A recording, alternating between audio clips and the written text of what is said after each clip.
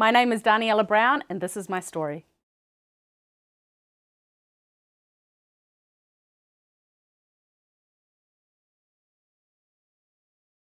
Bună ziua, my name is Daniela.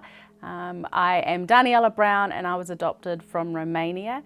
I was adopted from orphanage Numero Uno, which was the #1 orphanage in Romania. I was born in Jilava Prison, which was a political prison. The communist dictatorship at that time was just falling and they were incarcerating people for various things, and my birth mother was incarcerated under crimes of solicitation. And then I was transferred from the penitentiary to the orphanage, I think when I was about 3 months old. Because I was adopted when I was 3 years old, I think I've always had an awareness that I was adopted. We were a part of an adoption community, and so we always had friends who were adoptees from Russia or Romania, or we had friends from school who weren't. So it was really clear that we were a little bit different, but we were also part of the community as well. I've come here to Tauranga, where Daniela lives today. She grew up in Whangaparāoa in the north of Auckland, raised by her parents, Rod and Jeanette. For much of her childhood, life felt settled and full.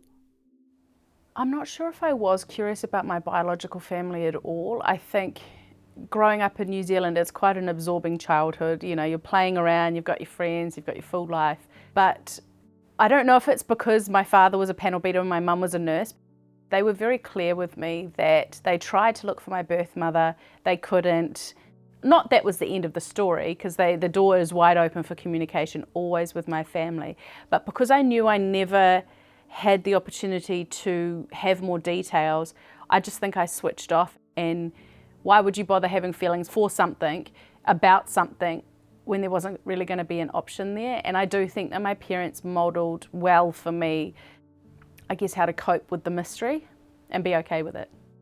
Today, Daniela works as a lecturer and program leader, supporting those training to become secondary school teachers. That sense of care has its roots in her own childhood. Growing up, she wasn't the only child in the family.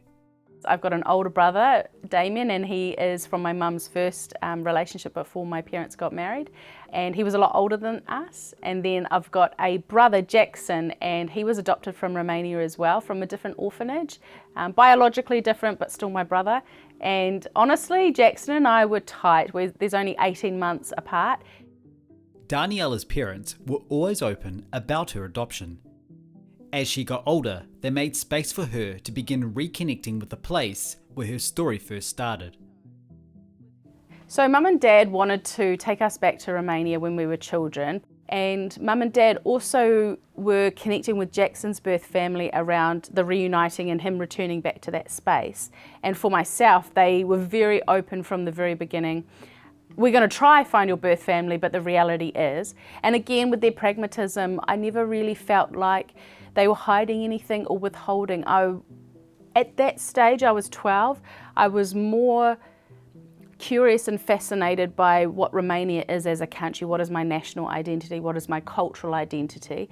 They took me back to the orphanage that I was in, and there's a photo of me sort of staring at the cots and just, I think when you're 12, you're starting to grow into that understanding of the complexity of what is the reality of some people's lives. And I was probably, I don't know if the word is confronted, but I remember feeling like, oh, this could have been my life for a long time. That first return to Romania stayed with Daniela. Years later, she returned again as an adult, working with art therapy alongside children in foster care. When I went back to Romania, I never told them I was Romanian. That first week that I was in Romania, I could not stop crying. The sobbing, walking the land, trying to speak the language, knowing that you can't speak the language, hearing the darkness. I've talked about how idealistic my childhood was. There were struggles, of course. Then being faced by how Romania struggles really confronted me. In that time, I met with my brother's birth sister. And I think having the experience of connecting with someone who I love and his birth sister was a great start for me to start thinking about my own journey. I went back to London. I was living in London at the time, and then I went back and volunteered with Love Light Romania. And it's this place that changed my life. At that point, Daniela wasn't looking for answers, but someone else there knew. So I went there with a friend from New Zealand, and on the first night that I was there, the woman looked at me and she said, "So, are we going to find your birth family?" And I was just like, I hadn't told her anything, but there was something, she just knew. I showed them everything that I had. They went through all the paperwork. Obviously, being native-born Romanians, one of the ladies there said, "Why did your family say you were born in Teleorman?" And I said, "Cool, because that's what's on the paperwork." And she said, "I don't think that's correct." She rang this place and she said, "You're actually not from Teleorman, you're from Giana." They rang Giana village, they rang the clerk there and they said, "We're looking for Angelica Mazilu." And the clerk said, "Oh, that's really weird. Just today, someone else has asked for Angelica Mazilu." So that afternoon, I found out that my birth mother had a cousin. This cousin, Georgetta, and her father were asking after Angelica. And then by the end of that week, I had learnt that I had a birth brother and a birth sister. I was then standing at my birth sister's house with my birth brother.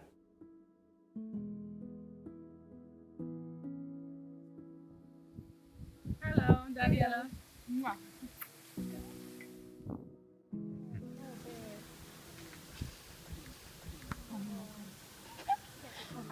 Angelica, she's not a bad person. She wanted her children with her, but somehow she was not able to.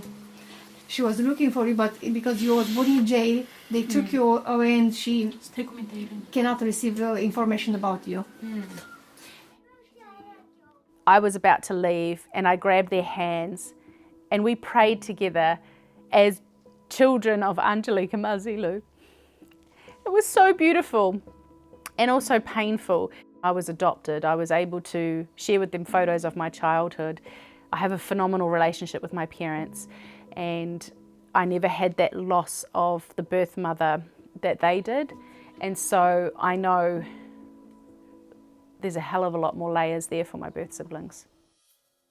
6 months later, Daniela returned to Romania, this time with her brother Jackson and her mum Jeanette. We did a trip in Romania, and the first half of the trip was going with Jackson back to visit his birth mother. Seeing my brother walk the land in Romania, this is my brother who I love, my brother who I grew up with, something in him just clicked. And then the second part of that trip was going with me to my birth family. That evening was really special because for the first time in this whole time, I was able to be supported by my mum who came over. Being able to return to Romania with people that I knew, with people that loved me, I felt like that was the biggest bow on the box. I never met my birth mother, and I was okay with that. I thought I was, yeah. After that visit, Daniela stayed in touch with the relatives she met in Romania, including her birth mother's cousin, Georgetta. But when it came to her birth mother, Angelica, there were still no answers. It was Easter a few years later when I got a message from Georgetta's husband, Marios, and he wrote, "Daniela, I don't know how to tell you this, but your birth mother is alive." As part of that message that Marios had sent me about my birth mother saying she's still alive was also giving me her number. The phone number was a link, but for Daniela, there was something else she had already been holding on to, her song. So tell me a little bit about this special song that you wrote.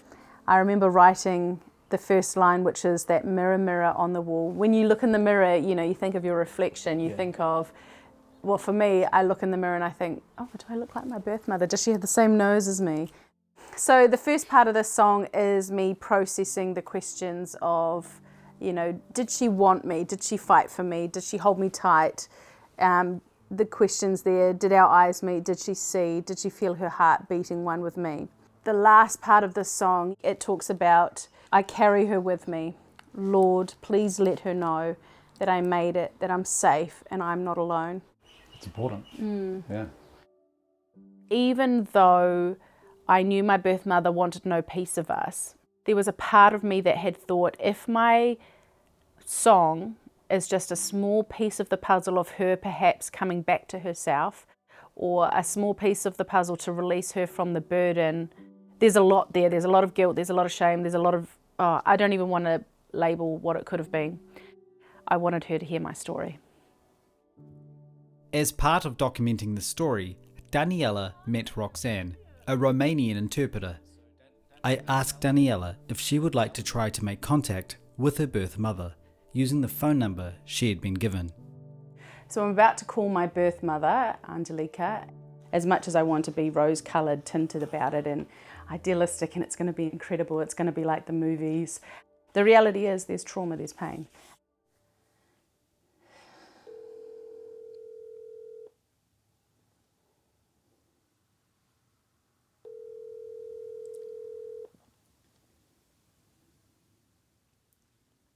Hello? Oh my goodness, my heart rate feels like it's out the gate. 3535.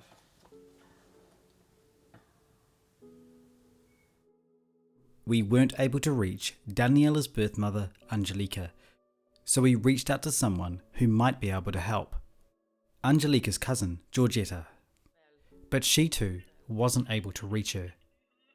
So Georgetta is thinking that, something is fishy in the middle. Yeah. Because sorry. That's because something is not linking. Georgetta thinks she might be afraid to confront this situation. There's a part of me that had wondered if this would be hard for her, and I feel bad that it is hard for her because it's hard for me, but I can imagine it's harder for her. Yeah. I will be okay if I never know the answers, but I would like her to know that I am okay with her, and to not feel bound by sadness and trauma, and just to, it's okay. Yeah. She was born to bear me, and God, you knew, 'cause you were there every moment, every cry and every tear. May she come to know your healing grace, your unfailing love, a perfect peace, I pray. Just because my birth mother was this way doesn't necessarily mean that's the trajectory that I need to be on. Daniela understood that her birth mother's life had not been easy. Making sense of that became something she carried over time. When I returned to Romania and I found out information about my birth mother, I had access to one photo of my birth mother, and that was her identity card. I had a small amount of information. All I knew about her, I wrote down on this back of this paper, and I drew her photo. I guess for me, the important part of drawing this was all of the moments that I could possibly absorb about my birth mother, I wanted to. And the only way I could see doing that was through recreating the photo. Daniela hopes that through her family in Romania, she can still pass her song on to her birth mother, Angelica. She's seen it, she's typing. Ready now. Bună, Georgetta! Bună, Marios! Ce faci? Bună! Ne bucurăm să te auzim și să vorbești românește. Puțin vorbește, puțin. I'm so sorry that actually the song cannot reach your mother, your birth mother. I have tried the last few days to call, and also the husband, but no one is answering. If she wants to be found, she will be found.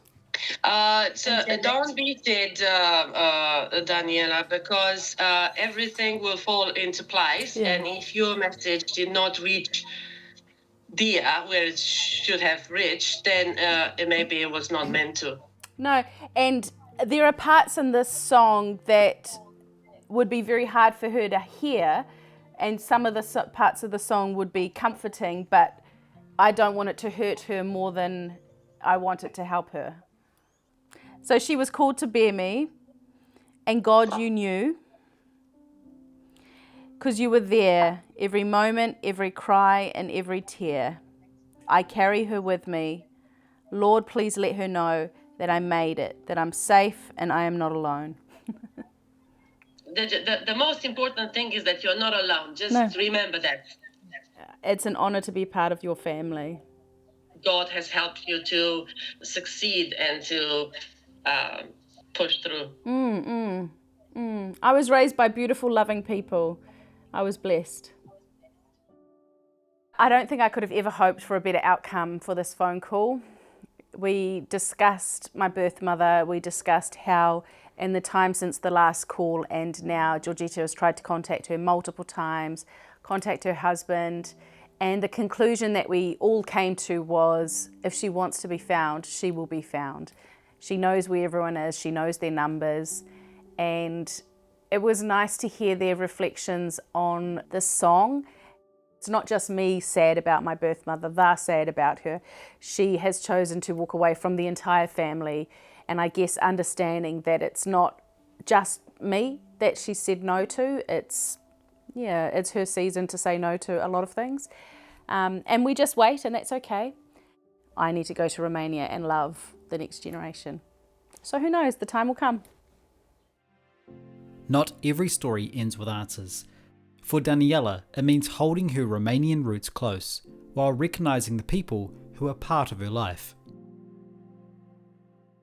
I really just want to say a huge thank you to you, Daniela, for sharing your story as part of my An Adoption Stories series. And I also want to say a huge thank you to so many of you all across the world who have tuned in and who've been watching my series right here on my YouTube channel.